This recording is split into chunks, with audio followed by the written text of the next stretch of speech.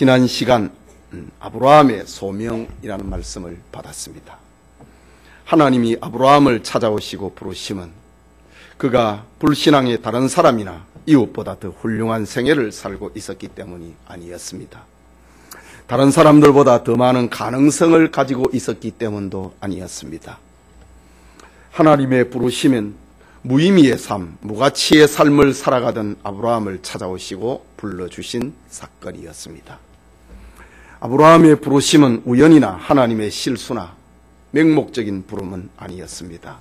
하나님의 부르심은 필연적이었고 계획적이었고 목적적이었습니다. 그것은 하나님이 아브라함을 찾아 부르실 때 하신 말씀을 통해서 구체적으로 나타났습니다. 내가 너로 큰 민족을 이루고 네 이름을 창대하게 하고 너로 복의 근원이 되게 하리라 라는 분명한 계획을 가지고 찾아오셨습니다. 분명한 목적을 가지고 분명한 하나님의 축복을 가지고 아브라함을 찾아와 부르셨던 것입니다. 하나님 앞에, 하나님의 부름 앞에 아브라함은 믿음이 필요했습니다. 엄청난 도전이 필요했던 것입니다. 그것은 지금까지 살아온 삶의 방식을 버려야 되고 모든 보호와 우정과 사랑과 기득권을 포기해야만 했기 때문입니다. 그런데 성경은 아브라함이 여호와의 말씀을 따라갔다라고 합니다. 그것을 가리켜서 성경은 아브라함의 믿음이었다고 합니다. 그렇다고 우리는 성경에서 아브라함의 위대성과 아브라함의 영웅성을 찾을 필요는 없습니다. 큰 축복을 가지고 찾아오신 하나님의 위대함이 아브라함을 그렇게 만들었기 때문입니다. 그렇다고 아브라함을 우리는 평가절하해서도 안 됩니다. 아브라함은 하나님의 말씀을 따라가는 사람, 곧 믿음의 조상이 되었기 때문입니다. 지난 시간에 받은 말씀입니다. 오늘은 하나님의 말씀을 좇아 약속의 땅 가나안에 도착한 아브라함의 삶, 곧 예배에 대한 이야기입니다. 이 시간 아브라함의 제단, 아브라함의 예배라는 제목으로 창세기 강해 계속하고자 합니다. 벌써 28번째 시간이 되었네요. 아브라함의 예배는 어떤 특징을 가지고 있을까? 오늘 본문에서 아브라함의 예배의 3가지 특징을 살펴봅니다. 말씀을 듣는 우리 모두에게 하나님의 은혜가 있기를 소원합니다. 첫째로 아브라함의 예배는 하나님의 약속을 믿는 믿음을 표현한 예배입니다. 내가 하나님의 약속을 믿고 있다. 그것을 예배로 표현한 것입니다. 본문 읽은 말씀 5절에서 7절까지를 다시 읽겠습니다. 함께 읽읍시다. 아브라함이 그의 아내 사레와 조카 롯과 하란에서 모은 모든 소유와 얻은 사람을 이끌고 가나안 땅으로 가려고 떠나서 마침내 가나안 땅에 들어갔더라. 아브라함이 그 땅을 지나 세겜 땅 모래 상수리 나무에 이르니 그때에 가나안 사람이 그 땅에 거주하였더라. 여호와께서 아브라함에게 나타나 이르시되 내가 이 땅을 내 자손에게 주리라 하신지라. 자기에게 나타나신 여호와께 그가 그곳에서 제단을 쌓고 라고 합니다. 살펴보았듯이 아브라함은 하나님의 부르심을 받고 가나안에 왔습니다. 아브라함은 바벨론 우르에서 유프라테스 강을 따라가다가 하란에 이르렀을 때에 그의 아버지 데라가 죽자 거기 장사했습니다. 하란에서 가나안까지는 약 480km 정도가 되는데 당시의 여행 행로를 보면은 아브라함 일행은 유프라테스 강변을 따라가다가 시리아에 도착을 했고 광야를 횡단하여서 다메섹에 이른 후 가나안으로 들어온 것으로 추정됩니다. 아브라함이 가나안 세겜에 도착을 하니 자기를 부르신 하나님이 나타나셨습니다. 그리고 내가 이 땅을 네 자손에게 주리라 라고 말씀하셨습니다. 약속의 땅을 목격한 아브라함은 하나님께서 자기에게 나타나신 그곳에 제단을 쌓았습니다. 말하자면 아브라함은 하나님의 약속에 예배로 반응한 것입니다. 물론 아브라함이 그것이 현실이 되기까지는 많은 시간이 필요했습니다. 아브라함의 일대기를 보면은 아브라함이 하나님께 약속에 대한 땅을 받고 땅에 대한 약속을 받고 부르심을 받았을 때가 그의 나이 75살입니다. 그리고 그의 아내는 127살에 죽습니다. 아브라함과 사라의 나이가 10살 차이니까 그때 아브라함은 137살이 됩니다. 아브라함은 75살에 하나님이 땅을 주겠다고 약속을 했지요. 그런데 62년이 지난 137년까지 7세까지 아브라함은 가나안 땅에서 한 평의 땅도 없이 유목 생활을 했습니다. 창세기 23장을 보면은 자기 아내가 사라가 죽었을 때에 아브라함은 헤브론에 거주를 하고 있었습니다. 헤브론에 양떼와 속배를 끌고 다니고 거기에 이르렀을 때 아내 사라가 127살에 죽었습니다. 그곳에 살던 사람은 헷 족속이었고 아브라함은 자신의 아내를 매장하기 위해서 헷 족속에게 은 400세겔을 달아주고 막벨라 굴을 삽니다. 이것이 아브라함의 자기 소유로 얻은 땅 첫 번째입니다. 하나님 앞에 부름을 받았을 때에 약속하신 그 땅을 한 평도 없었는데 처음으로 아브라함이 자기 땅에 요즘 표현을 하면 등기 이전을 한 게 62년이 지났을 때에, 그것도 자기 아내가 죽어서 장사 지낼 때에 내 아내 사례는 내 땅에 묻어야 된다. 그래서 400세겔을 달아주고 처음으로 등기 이전을 했습니다. 이 정도 되면은 보통 사람 같으면은 땅에 대한 하나님의 약속을 불신할 만하지 않습니까? 그런데 아브라함은 하나님의 약속을 62년이 지났는데도 변함없이 믿고 있었습니다. 그 증거가 자기 아내 사라가 죽고 사라가 23장에 죽고 24장에서는 아내가 죽고 난 다음에 이삭이 울고 있으니까 그 아들을 결혼을 시키는 장면 속에 아브라함이 땅에 대한 그 하나님의 믿음을 표현하는 장면이 나옵니다. 이때 아브라함은 자기 집의 모든 소유를 관리하는 늙은 종을 불러서 자기 고향으로 가서 신부감을 데려오라고 이야기를 합니다. 아브라함이 늙은 종에게 이야기를 하는 내용을 보면은 62년, 이제 63년이 됐지요. 63년이 된 지금 또 땅이라고 하는 것은 아내를 매장을 한 막벨라 굴밖에 없었는데 그거를 변함없이 믿고 있었다는 사실입니다. 이거 대단한 겁니다. 아브라함이 늙은 종에게 말을 합니다.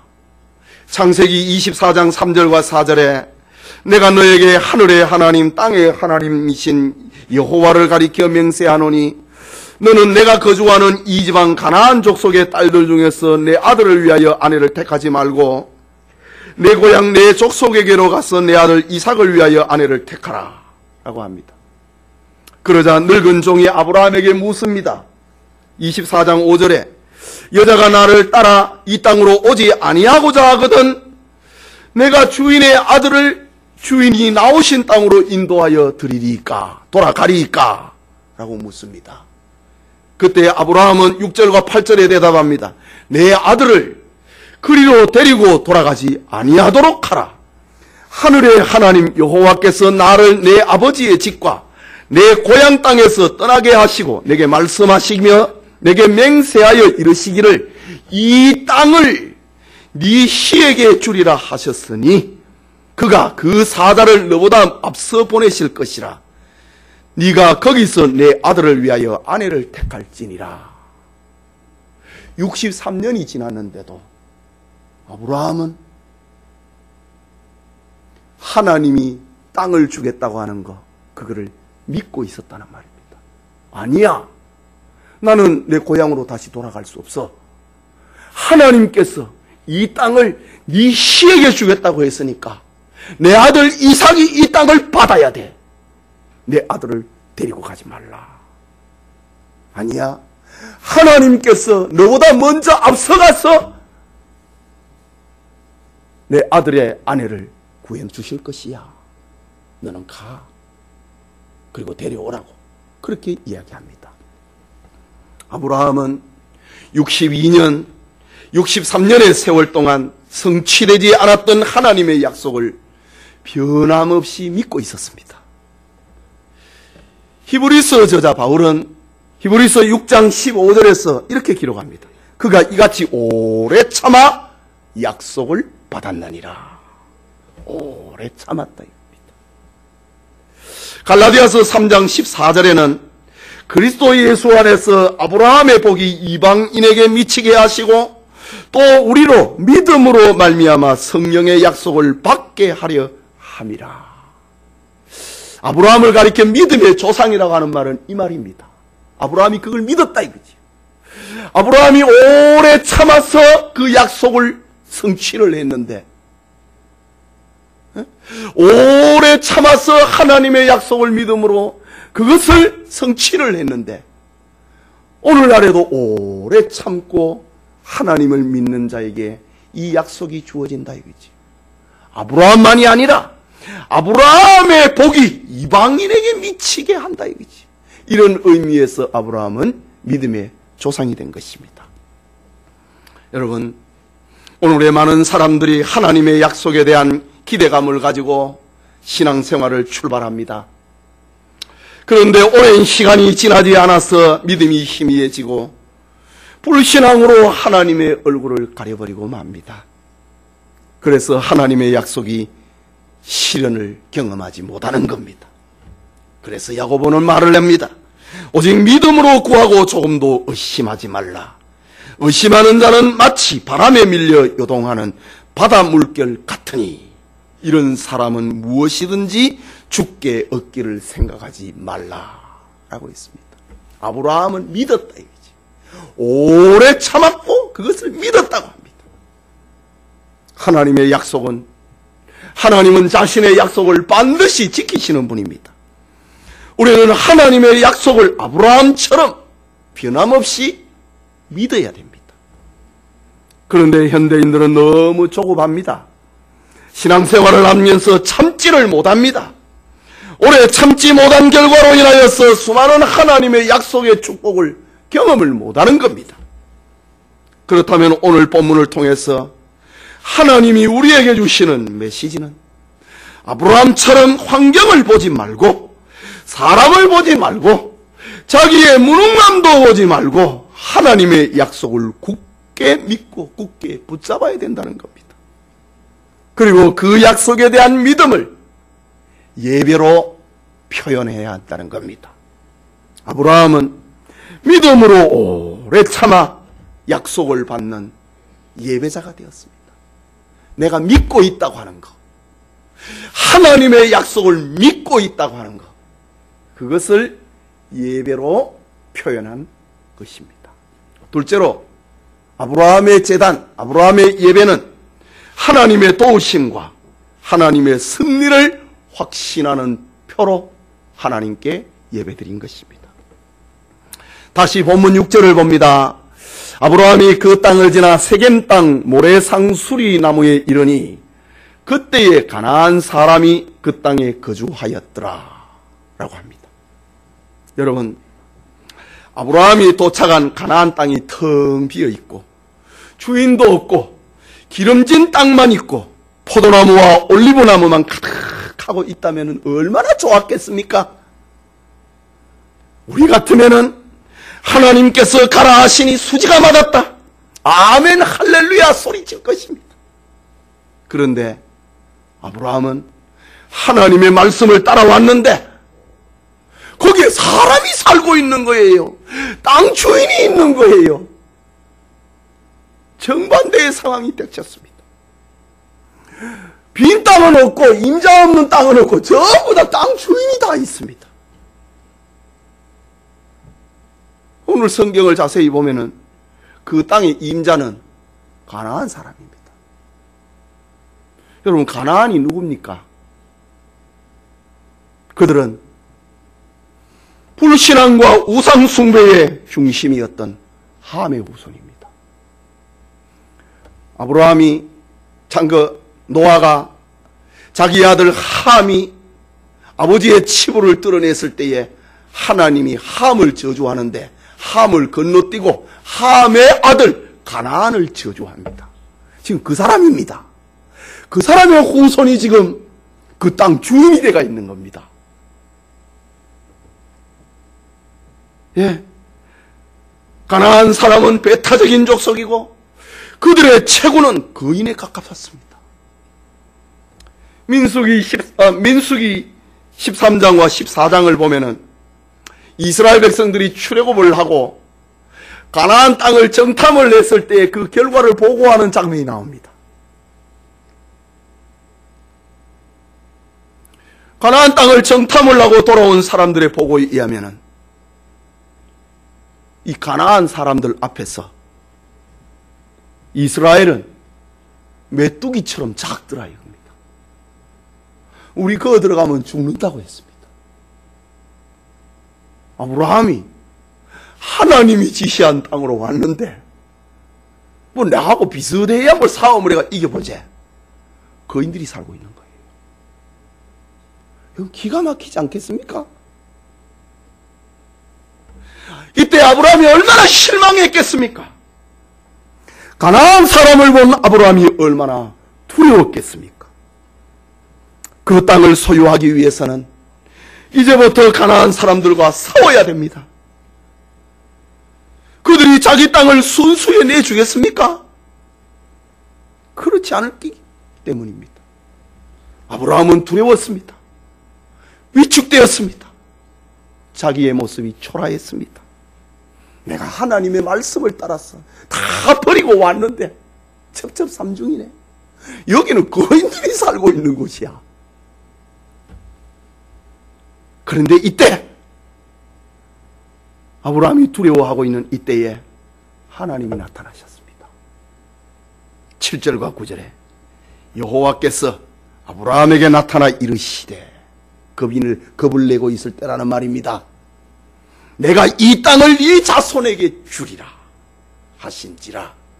자기에게 나타나신 여호와께 그가 그곳에서 제단을 쌓고 거기서 베델 동쪽 산으로 옮겨 장막을 치니, 거인들이 있으니까 그 사이에서 장막을 못 치고 조금 비켜가갖고 장막을 치니 서쪽은 베델이요 동쪽은 아이라. 그가 그곳에서 여호와께 제단을 쌓고 여호와의 이름을 부르더니 점점 남방으로 옮겨 갔더라 라고 기록합니다. 이것은 지금 아브라함이 하나님의 말씀을 따라왔을 때에 아브라함이 받았던 충격입니다. 세겜 땅에 왔는데 거인들이 살고 있는 겁니다.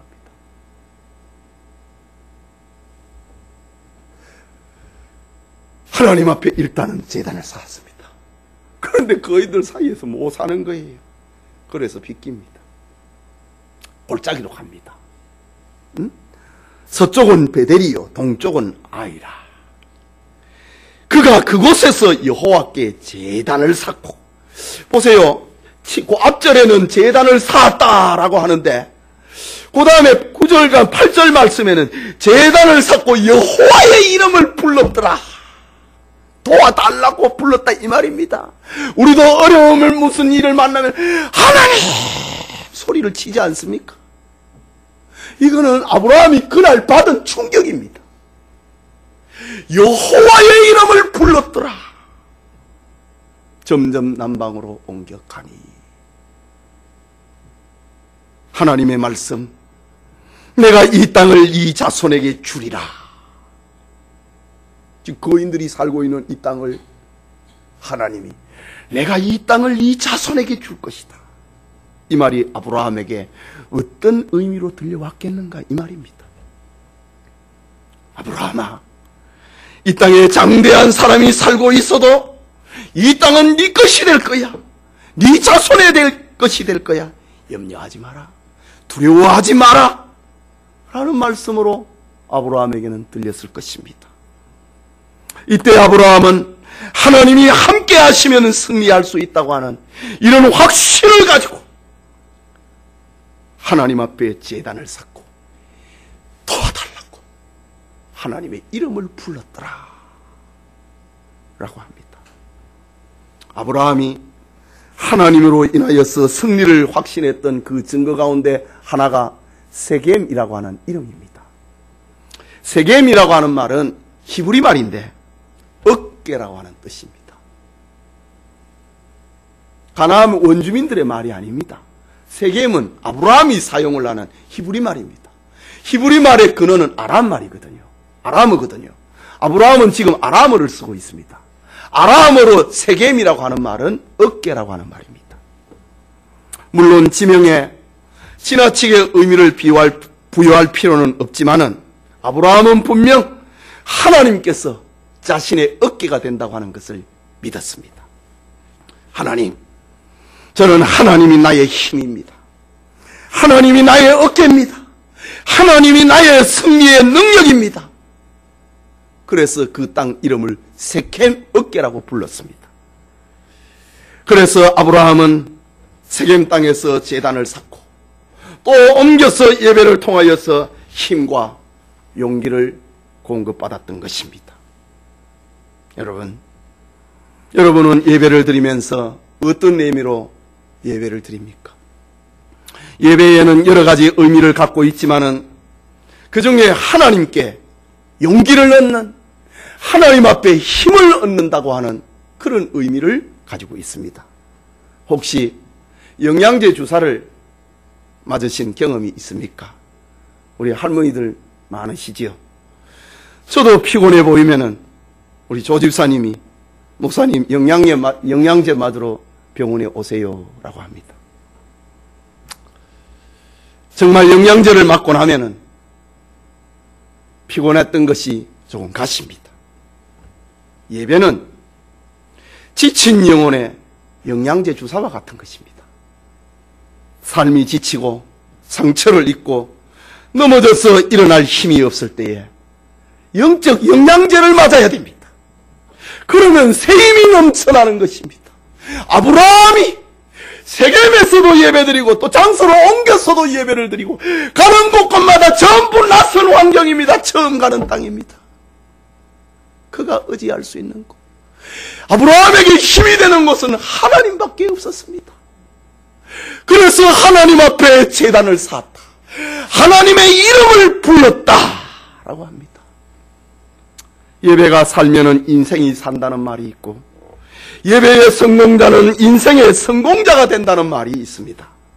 이 말은 오늘 아브라함이 거인 가나안 사람 앞에서 하나님을 쳐다보고 예배드렸던 것처럼 신앙적 경험에서 나오는 말입니다. 아브라함은 하나님 앞에 제단을 쌓고 예배를 드리는 것을 통해서 용기를 얻고 위로를 얻었습니다.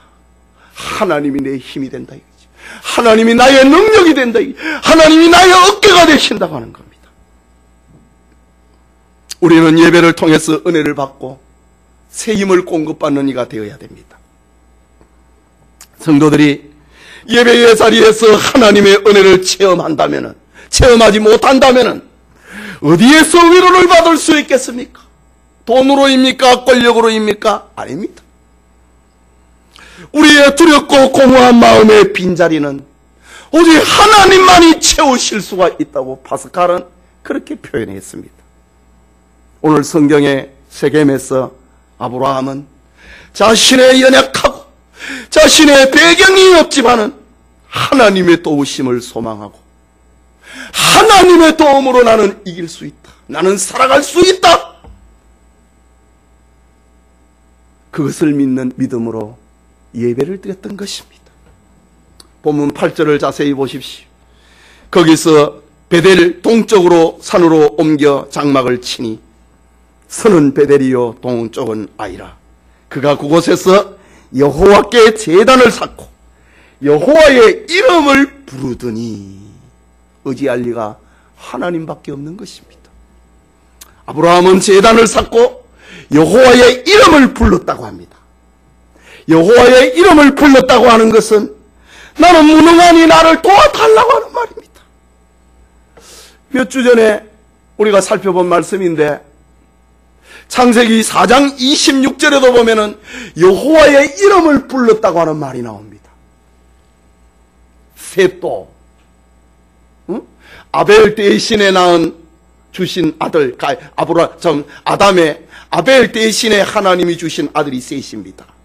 셋이 아들을 낳고 그 이름을 에노스라 하였으며 그때의 사람들이 비로소 여호와의 이름을 불렀더라 라고 합니다.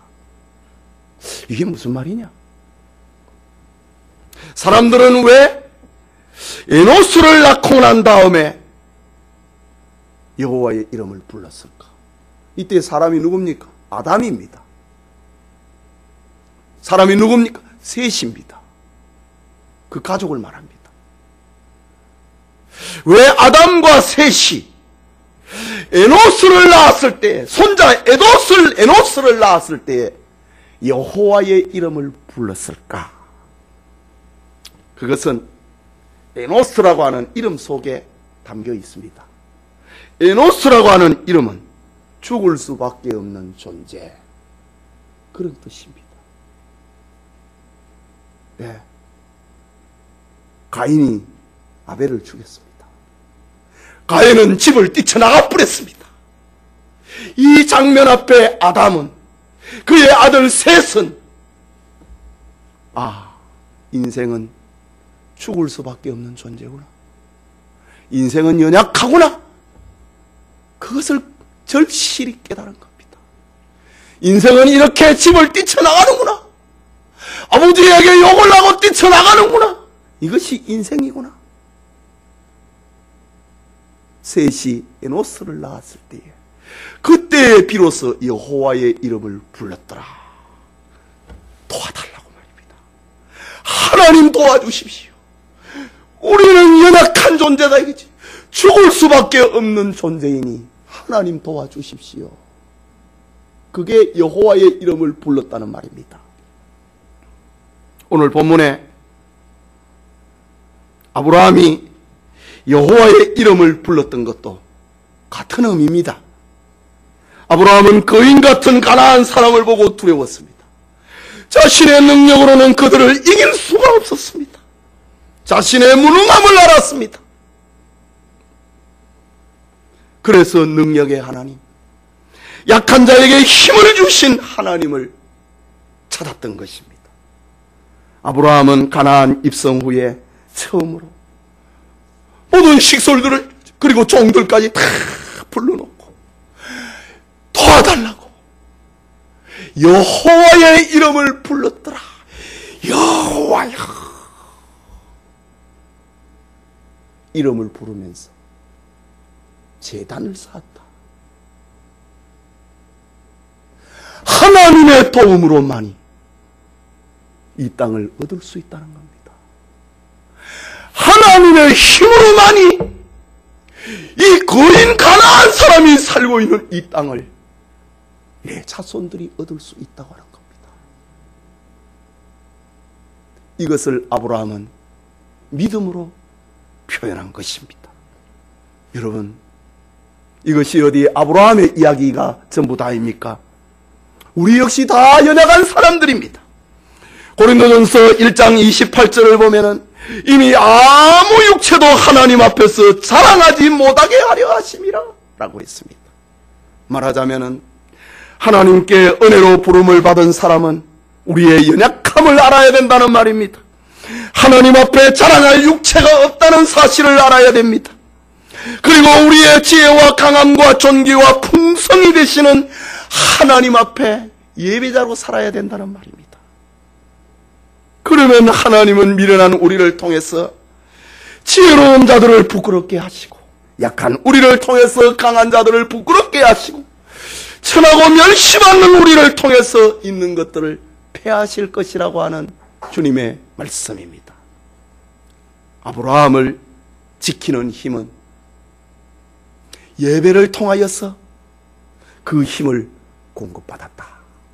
여러분, 우리의 예배는 예배를 통해서 힘을 공급받는 겁니다. 마치 영양제 주사 맞는 거하고 같은 겁니다. 아브라함은 그래서 낯선 곳에서 가는 곳마다 하나님 앞에 예배를 드렸고, 예배를 통하여서 용기를 얻었고, 예배를 통하여서 하나님의 말씀은 이루어진다. 하나님의 말씀은 변함이 없다. 그것을 믿었던 것입니다. 이렇게 예배를 통해서 힘을 공급받고 그것을 고백을 한 것이 아브라함의 예배였다. 마지막으로 아브라함의 제단, 아브라함의 예배는 하나님을 향한 사랑을 표현한 예배입니다. 본문 7절과 8절을 우리 같이 읽읍시다. 여호와께서 아브라함에게 나타나 이르시되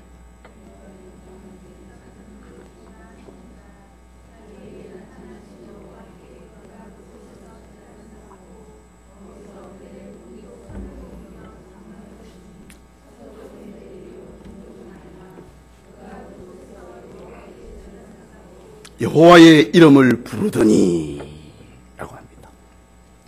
이 말씀은 아브라함은 가는 곳마다 하나님께 예배드리고 가는 곳마다 여호와의 이름을 불렀습니다. 이유가 무엇인가? 아브라함은 그렇게 하나님을 찾은 이유가 무엇일까?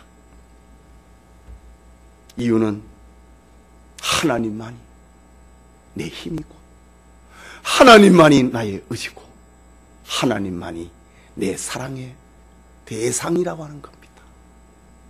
하나님을 믿고 있다. 하나님을 사랑하고 있다. 그 고백의 표현이 아브라함에게 예배를 통해서 나타났습니다.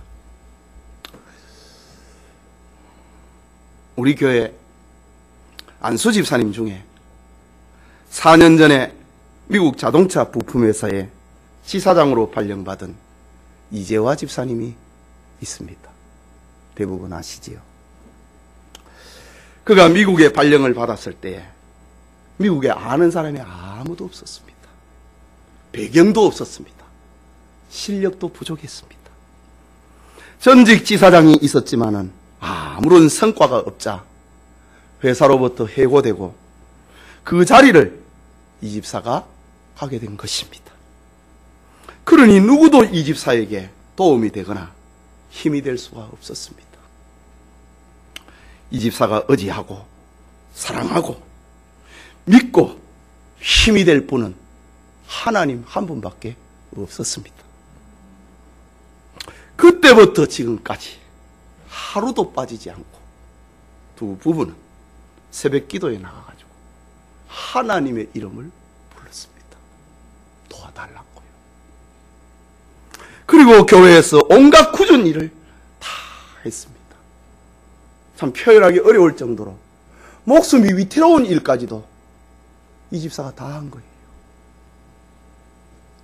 수천 명의 교인이 있어도 새벽 기도 시간에 차량 운행 봉사할 사람이 없는 겁니다. 그리고 이 집사가 요즘은 새벽 기도 차량 운행 봉사를 하고 있다고 합니다. 알다시피 이민교회에서 누가 희생을 하고 누가 교회 일을 자기 일처럼 하려고 합니까? 하지만 이 집사는 한국에 있을 때나 미국에 있을 때나 교회 일을 하나님의 일이라 생각을 하고 교회 일을 내 일처럼 했습니다. 지금도 그래 하고 있습니다.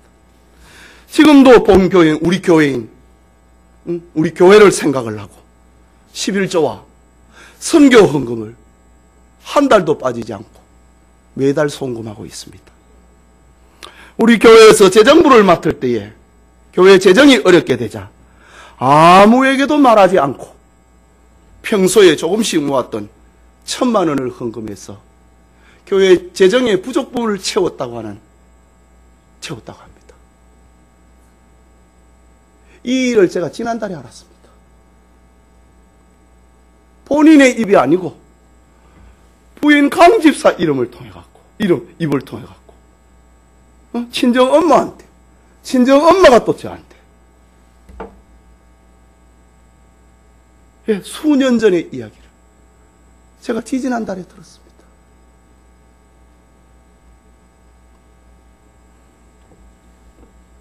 이런 이 집사를 하나님이 축복하십니다. 알다시피 요즘 우리나라 자동차 부품업체가 얼마나 곤란을 겪고 있습니까? 한국 본사가 비록 큰 회사지만은 일거리가 없어서 앞이 보이지 않는다고 합니다. 그런데 이 집사가 미국과 멕시코에서 영업을 하고 개척을 해서 그가 확보한 일거리를 가지고 지금 한국의 회사 본사가 지금 그거 먹고 산다고 합니다. 그러니 이 집사가 그 회사에 얼마나 귀한 사람이겠습니까? 이쯤 되면은 본사에 월급을 올려달라고 그런 말을 할 만도 한데, 회사가 어려운데 어떻게 그런 생각을 할 수 있느냐고 부인에게 호통을 친다고 합니다. 그런 말 하지 말라고. 이것은 오직 하나님만을 의지하고 하나님만을 사랑하는 자에게 주시는 축복입니다. 여러분, 오늘 아브라함이 가는 곳마다 제단을 쌓았다. 하나님을 찾았다. 그 이유와 별로 다르지 않습니다. 아무런 배경도 없고 능력도 없고 실력도 없는 아브라함이 의지하고 사랑할 만한 사람은 자기를 부르시고 자기에게 말씀하신 여호와 하나님밖에 없는 겁니다. 아브라함의 마음 속에는 하나님을 향한 믿음과 사랑이 가득했던 것입니다. 그의 마음이 하나님 생각으로 가득하니 그 입을 통해서 가는 곳마다 하나님의 이름을 부르는 예배를 드리는 것, 그것은 당연했던 것입니다. 여러분, 아브라함의 제사는 다른 사람의 제사와 조금 다른 표현을 성경에 기록하고 있습니다. 그것은 하나님을 위하여 제사를 지냈다. 위하여라는 말입니다. 지금 우리가 사용하고 있는 개역개정 성경에는 그 의미가 약화되어 있습니다. 여호와께 예배드렸다. 7절에 여호와께, 8절에도 여호와께 제단을 쌓고 여호와의 이름을 불렀더라. 의미가 약화되어 있습니다. 그러나 전에 우리가 사용을 하던 개역 성경에는 여호와를 위하여라는 말로 번역이 되어 있습니다. 히브리 말로 라 야웨라는 말입니다. 라라고 하는 말은 전치사입니다. 그거는 깨 정도가 아닙니다. 위하여라고 번역하는 것이 더 합당합니다. 아브라함은 자기에게 찾아오시고 자기에게 말씀을 주시고 자기에게 축복을 약속하신 그 하나님을 위하여 예배를 드렸던 것입니다. 하나님을 위하여. 내가 복을 받기 위하여가 아니고 하나님을 위하여 라 야웨 라는 말입니다. 위하여라는 말씀은 아브라함에게 있던 하나님을 향한 지극한 사랑을 표현하고 있는 말입니다. 여러분, 위하여라는 사랑은 하나님이 먼저 주신 사랑입니다. 하나님이 우리를 사랑하시고 우리가 하나님의 사랑을 받은 이유는 우리가 잘나서가 아닙니다. 오직 한 가지의 이유, 하나님께서 우리를 사랑하시기 때문입니다. 하나님은 죄와 허물로 죽었던 우리를 그리스도 안에서 살리셨습니다. 아무 조건 없이 아무 계산도 하지 않으시고 우리를 위하여 독생자를 주셨습니다. 그 하나님을 우리의 사랑이 예배로 나타나고 있는 것입니다.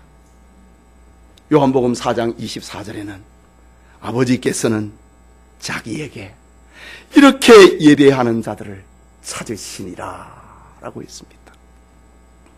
하나님을 위하여. 요한복음 4장에는 신령과 진정으로 이거지요. 신령과 진정이 무엇입니까?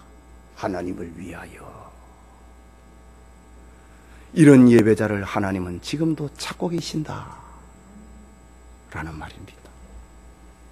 예배드리는 성도님, 몽골 선교사님이 쓴 책 가운데 내려놓음이라는 책이 있습니다. 혹시 여러분 서점가에서 봤습니까?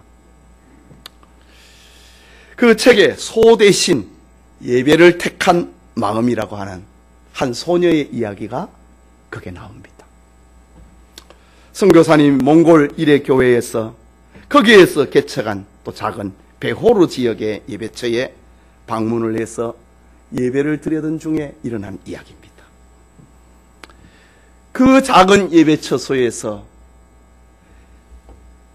벌러르라고 하는 한 자매가 예배 시간에 땀으로 범벅이 돼가지고 교회로 들어오는 겁니다.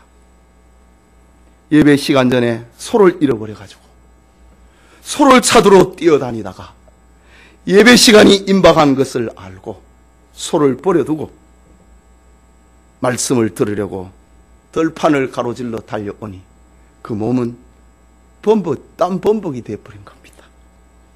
그때 선교사님은 소가 아닌, 소를 찾는 것이 아닌 예배를 선택한 이 자매의 믿음을, 이 자매의 믿음의 결단을 부끄럽지 않게 해달라고 기도했습니다. 그런데 예배를 마치자 예배처소 밖에서 소름 소리가 들리는 겁니다. 소가 아닌 예배를 선택한 이 소녀는 예배도 찾고 소도 찾고 소가 집으로 안 가고 이 아이가 예배드리는 예배당으로 오는 거예요. 그 선교지 현장에서 이런 일이 있었다고 지금 선교사님의 내려놓음이라고 하는 책에 이 작은 기사를 싣고 있습니다. 예배를 선택한 이 소녀는 예배와 소, 이 두 가지를 함께 얻었습니다. 만약 여러분이 이 소녀의 입장이라면 어떻게 하겠습니까? 예배에 성공하기 위해서 예배자의 관심과 초점은 어떻게 하면 하나님을 기쁘시게 할까? 하나님이 받으시는 예배를 드릴 수 있을까? 이런 마음에 우리의 마음이 모아져야 됩니다. 예배드리러 나올 때는 단정하게 옷을 차려입고 하나님께 드릴 헌금을 미리 준비하고 예배 시간에 20분, 30분 전에 교회에 나와서 지난 한 주간의 자기의 삶을 돌아보면서 참회의 기도를 하며 예배를 준비해야 됩니다. 우리에게 주신 하나님의 약속을 믿는 믿음을 예배로 표현하는 교우들 되기 바랍니다. 우리는 약합니다. 그러니 예배를 통해서 하나님의 도움을 구하고 하나님의 도움을 받는 교우들 되기 바랍니다. 하나님을 사랑하고 하나님을 사랑하고 있다고 하는 그 표현을 예배를 통해서 나타내시는 우리 성도님 되기를 바랍니다. 잠언 8장 17절에 나를 사랑하는 자들이 나의 사랑을 입으며 나를 간절히 찾는 자가 나를 만날 것이니라 약속하고 있습니다. 우리에게 이 축복이 함께하기를 소원합니다. 우리 같이 기도합시다. 말씀을 받았습니다. 하나님, 아브라함의 예배, 이런 의미를 담고 있는 예배입니다. 내가 믿는다 이거지요. 내가 하나님의 도움으로 땅을 얻을 것이라고. 내가 하나님을 사랑하고 있다. 그것을 아브라함은 예배를 통해서 가는 곳마다 제단을 쌓고 하나님께 도와달라고 하나님의 이름을 불렀다고 합니다. 이것이 우리의 삶이 되어야 되지 않겠습니까? 우리의 예배가 되어야 되지 않겠습니까? 우리 같이 기도합시다.